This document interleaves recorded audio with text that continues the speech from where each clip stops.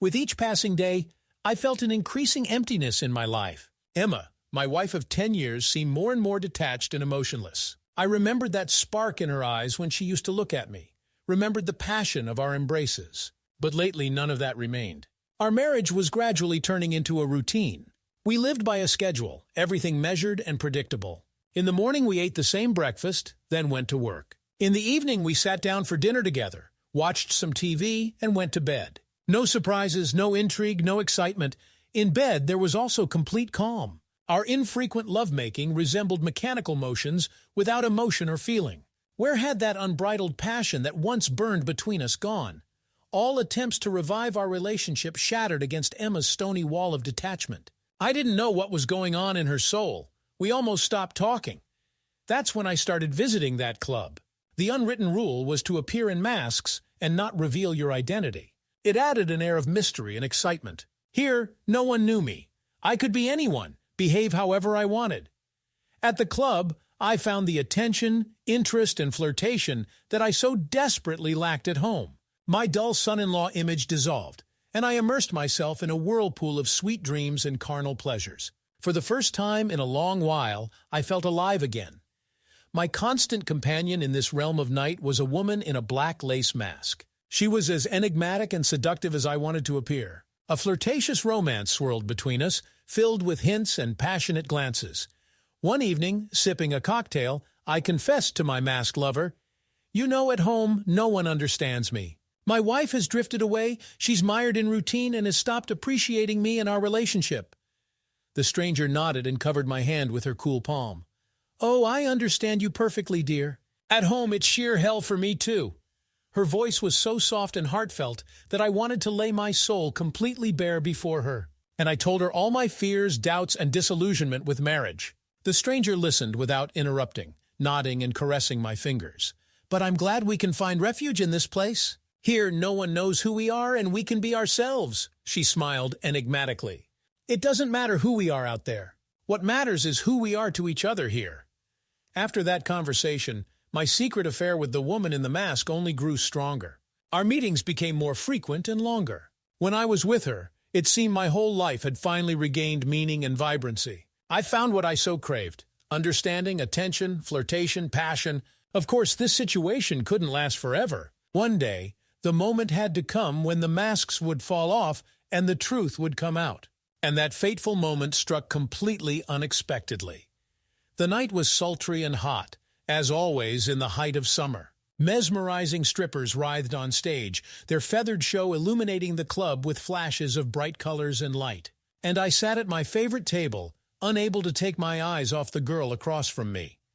From our first meeting, the black lace mask on her face only fueled my curiosity.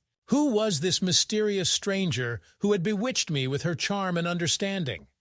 The club was filled with an atmosphere of daring flirtation and unbridled revelry. Anonymity and permissiveness reigned here. It didn't matter who you were or where you came from, FBI agent or senator, stripper or housewife. Everyone donned masks, striving to break free from the routine of their ordinary lives. "Shall we drink?" my companion suggested, filling our glasses with sparkling champagne. I nodded, unable to tear my gaze away from her.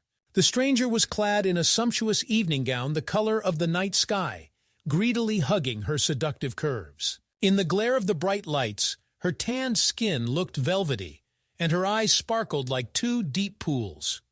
"You're so quiet today." She threw me a mischievous glance. "Is something troubling you?" After taking a sip of champagne, I sighed deeply. Everything around seems so unreal, as if this is just a play, a game, and we're merely actors in masks. The woman across from me laughed, tossing her black locks back from her forehead. "Well, isn't that great?" Her words sounded so captivating that I involuntarily relaxed and smiled in response. The stranger caught my gaze, and something new flickered in her eyes, a strange mixture of longing and sadness. "You know, sometimes I want to tear off this mask, open up to you completely, without holding anything back. What do you think? Could you accept me as I truly am?" Her question hung in the hot air, thick with the scents of sweat, alcohol, and perfume. Before I could answer, the stranger suddenly tore the mask from her face in one swift motion. I flinched and stared at her in disbelief. Before me sat my mother-in-law, Rosalind. Stunned, I gazed at her features, carefully concealed by the mask. Rosalind's eyes looked defiant, but I also noticed longing and despair in them. She wasn't hiding, wasn't joking. She had revealed her true self to me. "This is my real face, Michael," Rosalind said with a bitter smile. "Now you see who I really am. What do you say?" As if struck by thunder, I couldn't utter a word. Could it be that this whole time, my secret lover was my own mother-in-law? This called everything into question, all our moments of intimacy and amorous longing. I took a ragged breath, trying to gather my thoughts. Chaos reigned in my head. Part of me was shocked and felt disgust. But another part rejoiced, for I had finally learned who that extraordinary stranger was who had bewitched me. Rosalind continued to look at me expectantly, no longer hiding anything. And in that moment it dawned on me. This woman had always lived beside me, but I hadn't noticed her. Blinded by the routine and boredom of my relationship with Emma, I had overlooked the soul of this passionate, life-filled individual. I reached out to my former secret lover and firmly squeezed her hand. "Rosalind, I never saw you, the real you. I missed so much." She smiled back uncertainly, and at that moment I clearly understood. Now that the masks were off, everything would change forever. There was no going back. How strange it felt to be in love with my own mother-in-law.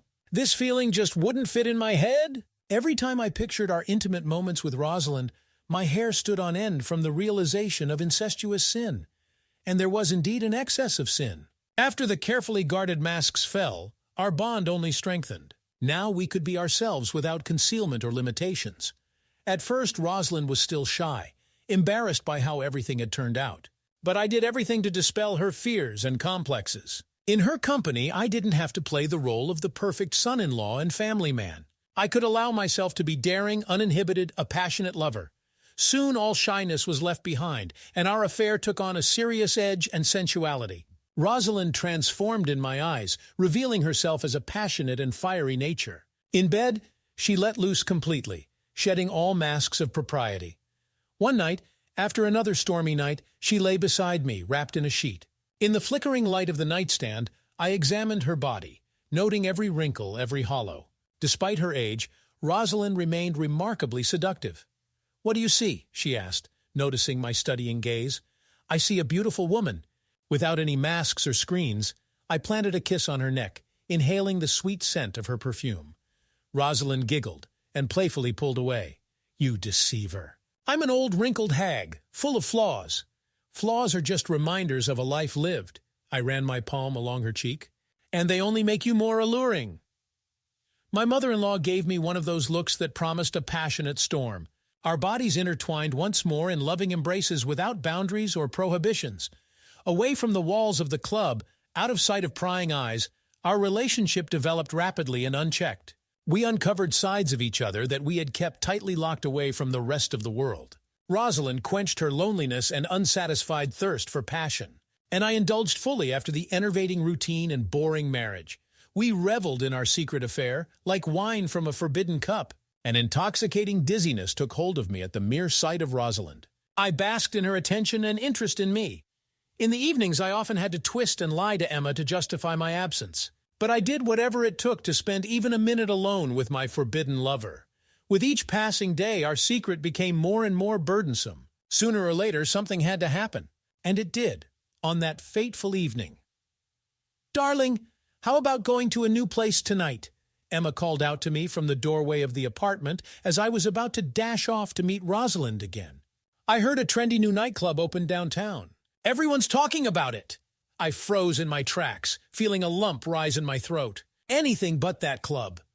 "I don't really feel like it, dear," I mumbled, averting my gaze. "Oh, come on, let's have some fun," Emma persisted, enthusiasm bubbling up. "You need to get your mind off all these worries. An evening at the club will do us good." I frantically weighed my options for avoiding it. If Emma really dragged me to the club where I had been carrying on an affair with her mother, it would be the end. Rosalind would surely be there too. She always frequented that place in the evenings. "Okay, if you want, I'll go with you," I sighed in resignation, realizing I couldn't avoid it. "But just for a little while." Emma beamed and impulsively pecked me on the cheek. The evening promised to be truly catastrophic. When we entered the club a couple of hours later, I immediately forgot how to breathe. Inside it was noisy, crowded, and bright. Throngs of dolled-up patrons with cocktails in hand crowded the dance floor or loitered at the bar. Scantily clad strippers with made-up faces writhed on stage to pounding electronic music. I pushed my way through this swirl of nude bodies and smoke, acutely feeling a rising panic. What if Rosalind was here? No, she couldn't be. She would never. My fears were instantly dispelled when, in a far corner, I made out a familiar figure in a black lace dress. My breath caught in my throat. Rosalind! She leaned against the wall with a cocktail in her hand, her breasts clearly outlined under the thin fabric. "Honey, are you okay?" Emma called to me, following my gaze. "You look so pale." At that moment, Rosalind finally noticed me, and her mouth rounded in involuntary astonishment. Her eyes widened as she recognized Emma, her daughter, standing beside me. The world seemed to slow down, turning into a wavering, shimmering substance. An abyss yawned open around us, echoing with the thudding of my heart. Rosalind looked at me with pleading and growing horror, silently begging me to do something. But I was in a stupor myself, unable to move. How had I allowed this to happen? My affair with my mother-in-law, which I had hidden from my wife for months, was about to be exposed in the worst possible way. Finally, Emma followed my gaze, and her face too contorted with realization of who she was seeing. "Mom!" she gasped, dropping her glass on the floor. Shards scattered with a tinkling sound in all directions. In that second, I would have given anything to disappear through the floor. Fate had cruelly played a trick on me, bringing us all face to face without disguises or masks.